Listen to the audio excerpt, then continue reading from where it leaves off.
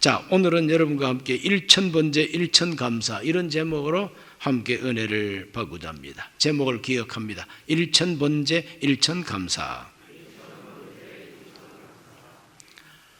솔로몬이 왕이 되었을 때에 쉽게 된 것이 아닙니다. 솔로몬은 왕이 될 만한 배경이 그렇게 훌륭하지 못했어요. 가장 악조건이 무엇이냐? 이 솔로몬의 어머니가 밧세바입니다. 그래서 유대인들은 지금도 또 성경을 기록하는 사람들이 항상 밧세바를 기록할 때는 우리아의 아내라고 표현하지 다윗의 아내라고 표현하지는 않습니다. 아주 잔인할 정도로 그렇게 합니다. 우리아의 아내였다는 거죠.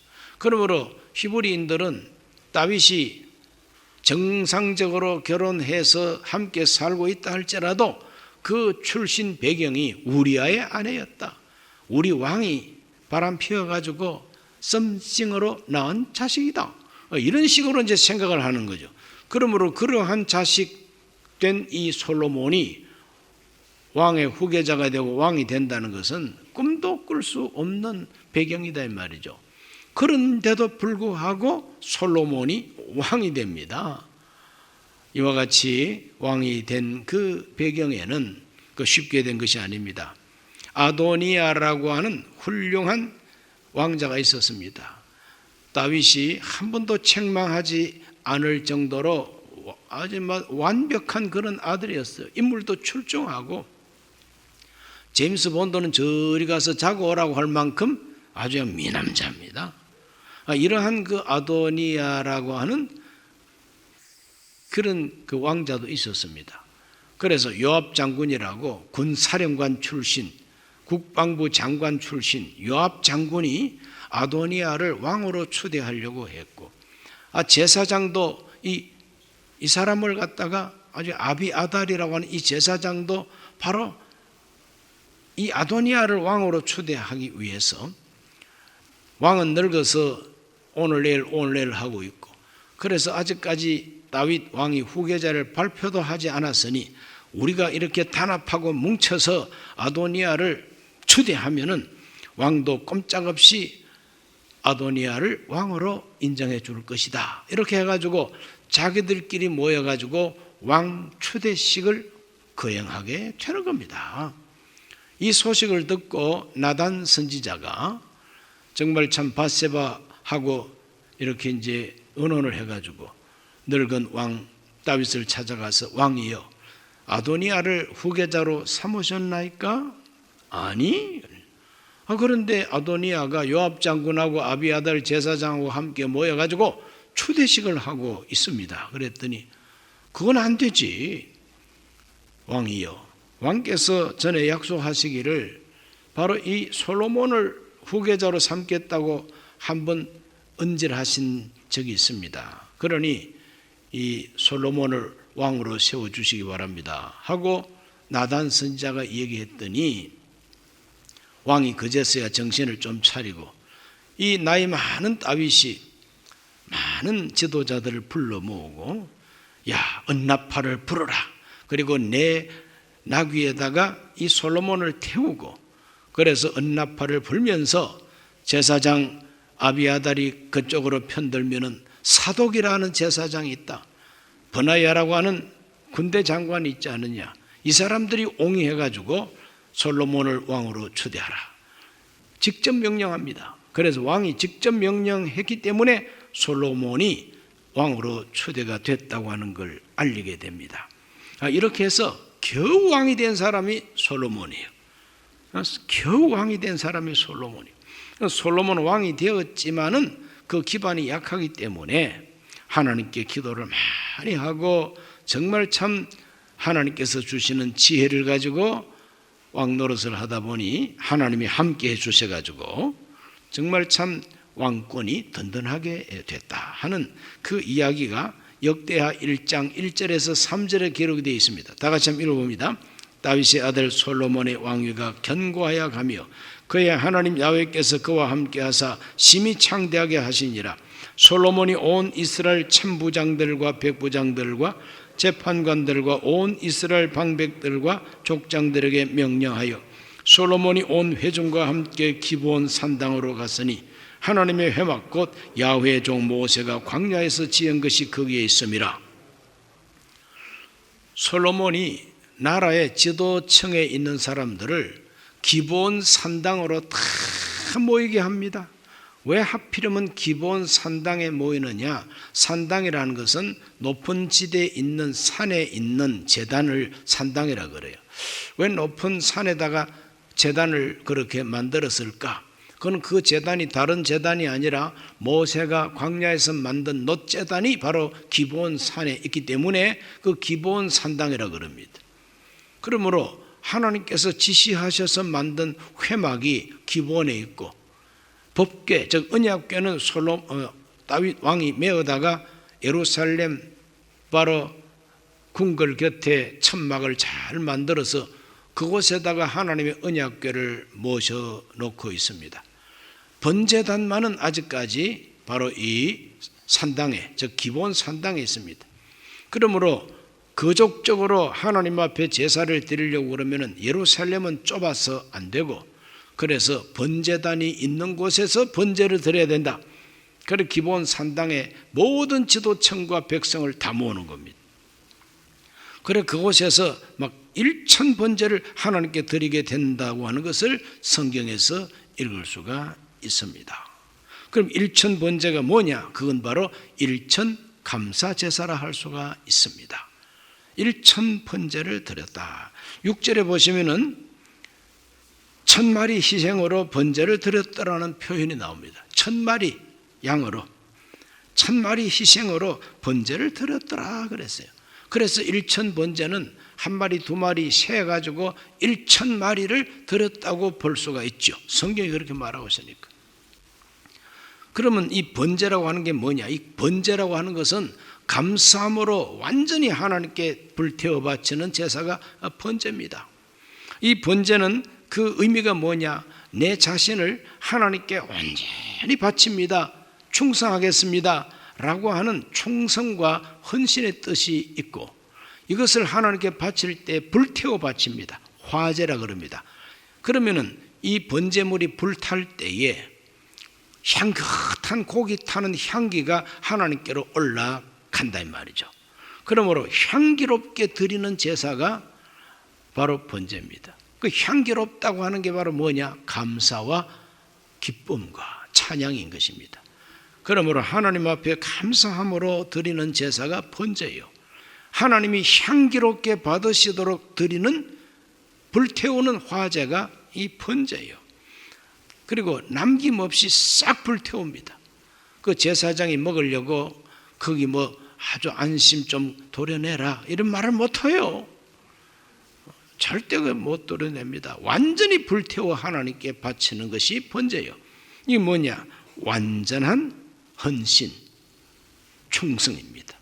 내 목숨까지 하나님께 바칩니다고 하는 그러한 제사가 번제인 것입니다. 솔로몬이 이러한 거족적인 번제 제사를 기브온 산당에서 1천 번제를 드렸으니 그건 바로 하나님 앞에 감사 제사였던 것입니다. 국가적인 감사 제사입니다. 솔로몬이 왜 그렇게 했을까? 그것은 바로 이 솔로몬이 자기의 왕권이 하나님께로부터 왔다는 것을 증명하기 위해서입니다. 내가 왕 된 것은 내가 되고 싶어 된 것이 아니라 하나님이 나를 왕으로 세우셨다는 걸 백성들에게 확실하게 증명하기 위해서 번제를 드리게 되고, 그리고 국가적인 종교, 국교, 그러므로 우리 왕국은, 다윗 왕국은 철저하게 하나님을 섬기는 왕국이다. 이 왕의 통치는 절대적으로 하나님이 왕이 되시고, 내 왕자라고 하는 것은 왕이신 하나님의 대리인에 불과한 것이다. 이런 것을 백성들한테 알리기 위해서 1천 번제를 드리게 됩니다. 그리고 전 국민이 하나님 앞에 제사 드리고 전 국민이 하나님을 섬기도록 하기 위해서 모범적으로 보여주는 제사가 솔로몬의 1천 번제인 것입니다. 아주 멋지죠. 이렇게 하나님 앞에 온전한 제사를 드리게 됩니다. 하나님은 이와 같은 번제를 기뻐하시는 하나님이라는 것을 알아야 됩니다. 시편 50편 14절을 다 같이 읽어보겠습니다. 감사로 하나님께 제사를 드리며 지존하신 이에게 내 서원을 갚으며 그랬어요. 감사로 하나님께 제사를 올려라 그랬어요. 그러므로 이 번제는 감사함으로 올리는 제사라. 시편 50편 23절은 이렇게 말합니다. 감사로 제사를 드리는 자가 나를 영화롭게 하나니 그의 행위를 옳게 하는 자에게 내가 하나님의 구원을 보여주리라. 감사로 제사하는 자가 하나님을 영화롭게 하는 자라. 솔로몬의 일천 번제는 일천 감사라고 할 수가 있습니다. 일천이라는 것은 하나 둘 셋 넷 숫자가 중요한 것이 아니라 일천이라는 그 자체가 다하고 최선을 다하고 모든 것을 다 한다는 뜻이 일천입니다. 일천. 그러므로 모든 것을 다해서 감사함으로 제사했던 이 솔로몬의 일천 감사. 시편 69편 30절로 31절. 내가 노래로 하나님의 이름을 찬송하며 감사함으로 하나님을 위대하시다 하리니 이것이 소 곧 뿔과 굽이 있는 황소를 드림보다 야훼를 더욱 기쁘시게 함이 될 것이다 그랬습니다. 노래를 부르고 정말 감사함으로 하나님께 제사를 드리면 황소 고기보다도 향기롭게 받으시고 양과 염소 고기보다도 하나님이 향기롭게 받으신다는 거죠. 인정하시면 아멘 합시다. 그러므로 오늘 신약 시대에 우리의 신앙 사상과 딱 맞는 거 아니겠습니까? 우리가 지금 21세기에 어떻게 황소 잡고 염소 잡고 송아지 잡아가지고 불 태울 수가 있겠습니까? 떡정교 사거리에서 황소 불 태운다 그러면 이거는 세계 토픽 뉴스가 되어버릴 거예요. 하나님은 황소를 불 태우는 것보다도 감사로 제사를 드리고 노래와 찬송을 하나님께 올리면 이것이 모든 가축들을 동물을 불태워 바치는 것보다 더 향기롭게 받으신다 그랬어요. 믿으시면 아멘 합시다. 그러므로 우리도 얼마든지 일천 번제 일천 감사의 제사를 하나님께 드릴 수가 있다는 것입니다. 빌립보서 4장 18절과 19절 읽습니다. 내게는 모든 것이 있고 또 풍부한지라 에바브로디도 편에 너희가 준 것을 받음으로 내가 풍족하니 이는 받으실 만한 향기로운 제물이요 하나님을 기쁘시게 한 것이라. 나의 하나님이 그리스도 예수 안에서 영광 가운데 그 풍성한 대로 너희 모든 쓸 것을 채우시리라. 로마 옥중에 갇혀 있는 사도 바울이 빌립보 교회 성도들이 선교 헌금 모아가지고 디도 목사를 통해서 감옥에 갇혀 있는 이 바울을 도와드린 겁니다. 선교 후원을 하게 된 겁니다. 그것이 바울의 마음에 큰 감사와 기쁨을 일으켜 드린 겁니다. 그래서 바울은 늘 이렇게 말합니다. 너희가 나의 괴로움에 동참하였으니 참 잘했도다.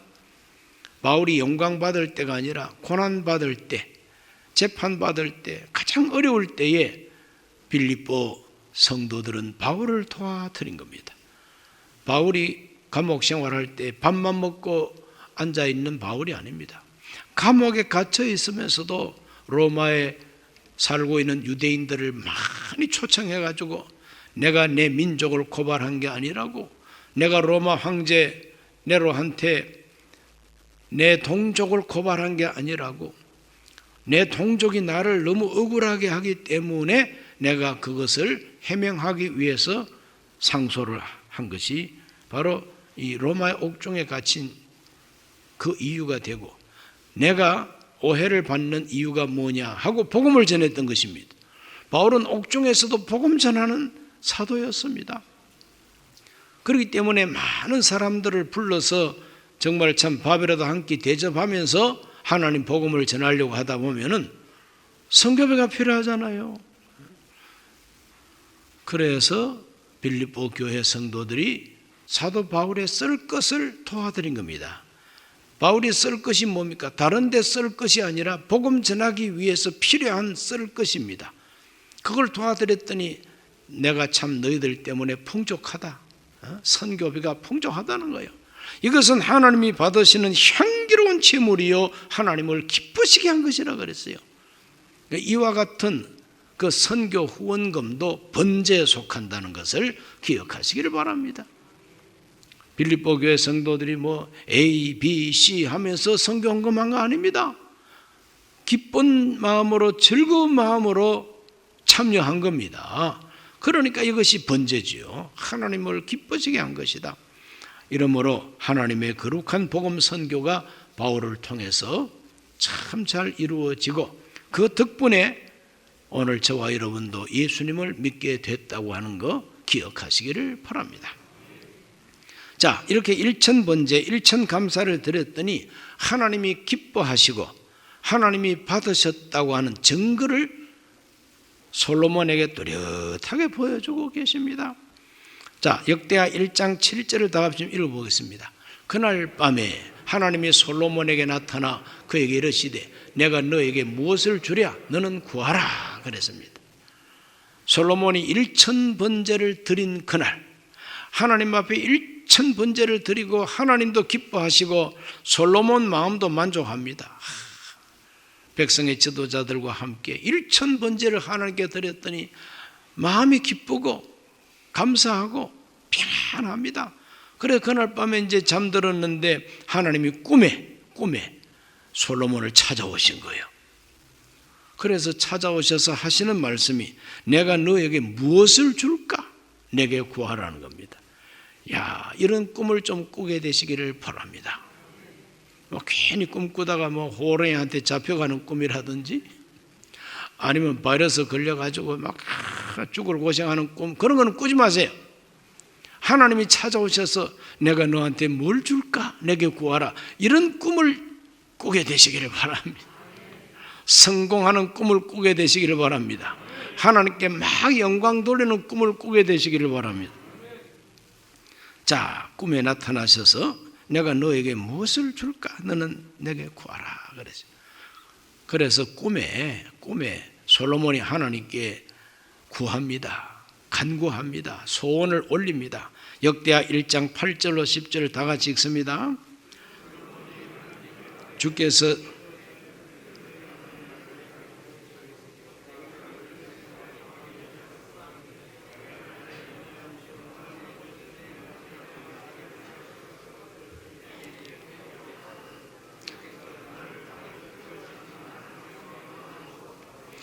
주는 이제 내게 지혜와 지식을 주사 이 백성 앞에서 출입하게 하옵소서. 이렇게 많은 주의 백성을 누가 능히 재판하리까 하니 그랬어요. 하나님께서 나에게 지혜와 지식을 주시옵소서. 지혜와 지식을 달라는 목적이 뭐냐? 이 백성 앞에서 출입을 좀 해야 되겠습니다. 백성 앞에서 출입한다는 것은 왕 노릇을 제대로 해야 되겠습니다. 왕 노릇을 하나님 뜻대로 해야 되겠습니다. 내가 왕이라고 해서 목에 힘주고 어깨에 힘주고 눈가르 이라고 왕 노릇 할 것이 아니라 이 백성은 내 백성이 아니라 하나님의 백성이에요. 이 백성은 주의 백성이요 큰 백성이다. 내가 함부로 할 백성이 아니라는 겁니다. 주의 백성이기 때문에 주님께서 내게 지혜와 지식을 주셔야만이 내가 이 백성 앞에서 출입할 수가 있겠다는 거예요. 출입한다는 것은 그 사명을 감당하는 것을 출입한다 이렇게 말합니다. 제가 담임 목사로서 출입을 하는데 성도 여러분을 멸시하고 성도 여러분을 아주 그냥 부하 다루듯이 하고 성도 여러분을 정말 내려보고 그러면 기분 좋겠습니까? 그러면 저는 시간 문제지. 쫓겨나는 게 시간 문제라. 저도 담임 목사로서 출입할 줄 알아야 되겠는데 어떻게 출입할까요? 어떻게 사명을 감당해야 될까요? 하나님께 지혜와 지식을 구할 수밖에 없지 않겠어요? 부모로서 어떻게 출입해야 됩니까? 아이들이 보는데 손자 손녀들이 다 보는데 내가 어떻게 출입을 해야 되겠습니까? 부모로서 할아버지로서 할머니로서 기도하셔야 되는 것이죠. 교회에서 집사 직분 받았다. 내가 교회 집사 직분 지구역장으로서 어떻게 출입을 해야 되겠습니까? 기도하셔야 됩니다. 그래서 지혜와 지식을 구하셔야 되는 거죠. 교회 안에서 어떤 직분을 받았든지 출입할 줄 알게 해 주시옵소서. 지혜와 지식을 주시옵소서. 듣는 마음을 주시옵소서. 그래서 출입할 줄을 알게 해달라는 겁니다. 재판을 하더라도 주의 백성을 재판하는데 내 마음대로 재판해서는 안 됩니다. 하나님의 뜻대로 재판할 수 있게 해달라는 거예요. 그래서 하나님이 정말 기뻐하셨습니다. 그래 하나님이 기뻐하셔서 하나님께서 솔로몬의 기도를 응답해 주셨어요. 그래서 응답하신 하나님을 우리가 한번 찾아봅니다. 역대하 1장 11절과 12절을 읽습니다. 하나님이 솔로몬에게 이르시되 이런 마음이 너에게 있어서 부나 재물이나 영광이나 원수의 생명 멸하기를 구하지 아니하며 장수도 구하지 아니하고 오직 내가 너에게 다스리게 한 내 백성을 재판하기 위하여 지혜와 지식을 구하였으니 그러므로 내가 너에게 지혜와 지식을 주고 부와 재물과 영광도 주리니 내 전에 왕들도 이런 일이 없었거니와 내 후에도 이런 일이 없으리라 하시니라 그랬습니다. 하나님께서는 구하지 아니한 것까지 덤으로 주셨다고 말하고 있습니다. 이 마음이 이런 마음이 너에게 있는 것이 참 좋다고 하나님께서 인정을 하셨어요. 이렇게 정말 지혜와 지식을 달라고 하니 이런 마음이 너에게 있어서 뭐 부귀영화를 구하거나 원수를 죽여달라고 하거나 이런 것을 구하지 아니하고 내 백성을 올바로 다스리기 위해서 지혜와 지식을 구하니 내가 너에게 지혜와 지식 줄 뿐만 아니라 부와 명예, 권세 다 주겠다 그랬어요. 오늘 우리가 구하는 것보다 더 많이 받게 되시기를 예수님 이름으로 축복합니다.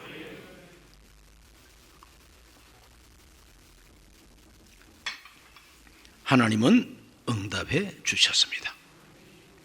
응답받은 이 솔로몬은 정말 지혜와 지식으로 백성을 잘 다스렸습니다. 그래서 솔로몬 시대가 이스라엘 전 역사 속에 가장 부요한 전성시대를 맞이하게 됩니다. 솔로몬의 영화가 얼마나 영화로웠던지 열왕기상 4장 25절을 다 같이 한번 읽어보겠습니다.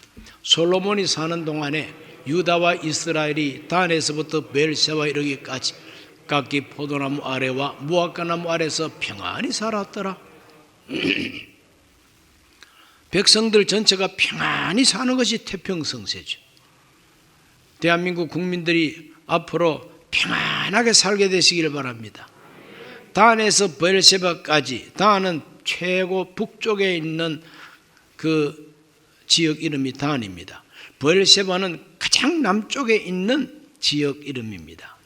대한민국으로 말하면 백두산에서 한라산까지, 백두산에서 한라산까지 모든 백성이 평안하게 살았다고 그랬어요. 우리 대한민국 국민들도 불안하지 않고 편안하게 살게 되시기를 바랍니다. 우리 성도들의 가정에도 평안함이 있으시기를 바랍니다. 열왕기상 4장 29절로 30절 다 같이 한번 읽어봅니다. 하나님이 솔로몬에게 지혜와 총명을 심히 많이 주시고 또 넓은 마음을 주시되 바닷가의 모래같이 하시니 솔로몬의 지혜가 동쪽 모든 사람의 지혜와 애굽의 모든 지혜보다 뛰어난지라 그랬어요. 지혜가 막 세계에서 가장 뛰어나게 해주셨다는 거죠.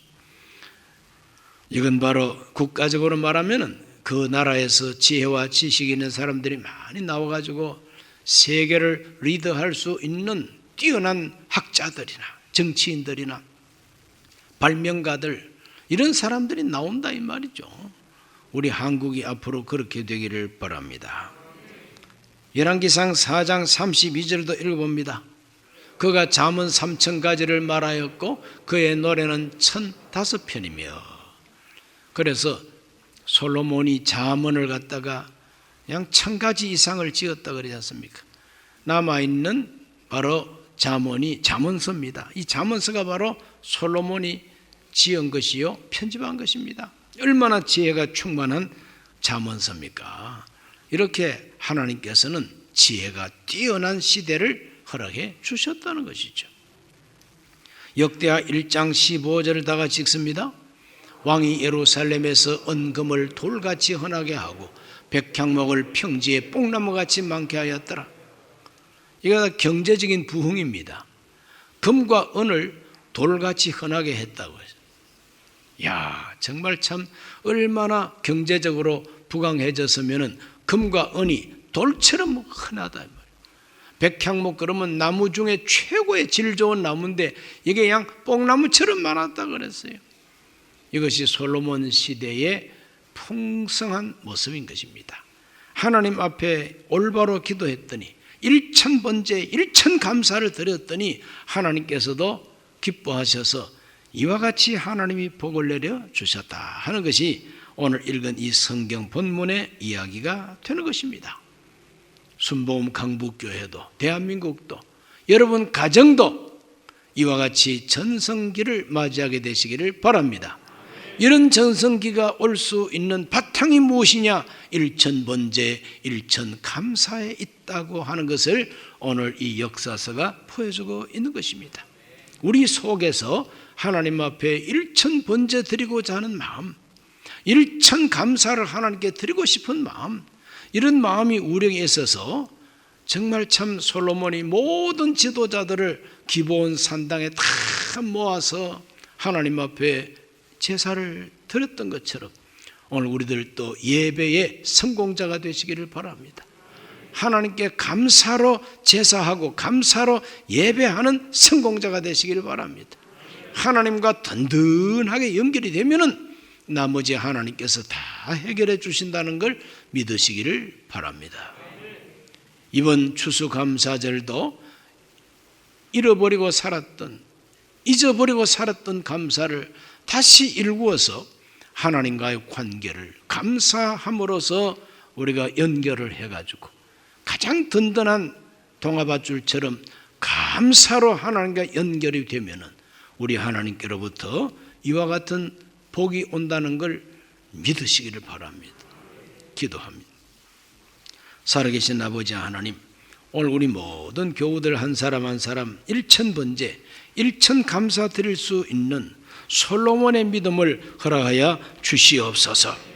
정말 향기롭게 불태워 하나님께 바칠 줄 알게 하여 주시옵시고 하나님께서 주시는 신령한 꿈을 꾸게 하여 주옵시며 솔로몬의 일생에 하나님이 복을 부어 주신 같이 우리의 생애에 복을 내려 주옵소서. 예수님 이름으로 기도하옵나이다. 아멘.